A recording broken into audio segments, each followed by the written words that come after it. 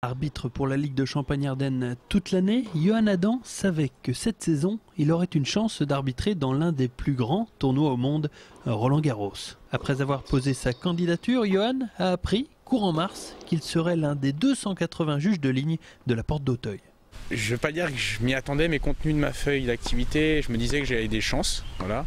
Et j'étais très satisfait parce que c'est quand même un peu un rêve de gamin. J'ai toujours regardé depuis que j'ai peut-être 4 ans, je crois, Roland-Garros à la télé. Et là, participer non pas comme spectateur, mais en tant qu'officiel, c'est vraiment quelque chose de vraiment appréciable.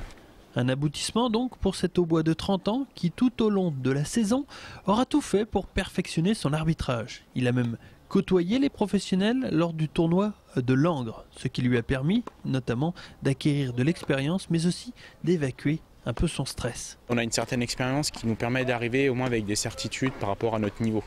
Donc après, je ne sais pas trop comment ça se passera, mais bien entendu, c'est pas du tout la même envergure que les tournois auxquels j'ai participé. Là, il y aura beaucoup de monde sur le bord du court, il y a certains, quand même un événement international au niveau sportif, donc avec une exigence qui est vraiment très forte, et donc il va falloir assurer, comme on dit. Voilà.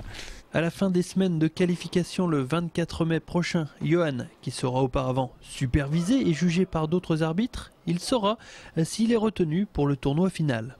Des internationaux de France, où il devra se fondre dans le décor, un juge de ligne doit être imperceptible et ne laisser transparaître aucun sentiment.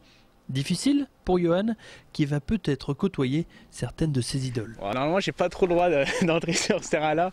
Moi, j'ai quand même mon modèle, c'est quand même Roger Federer. S'il n'a pas l'occasion d'approcher le joueur suisse, Johan Adam pourra se consoler.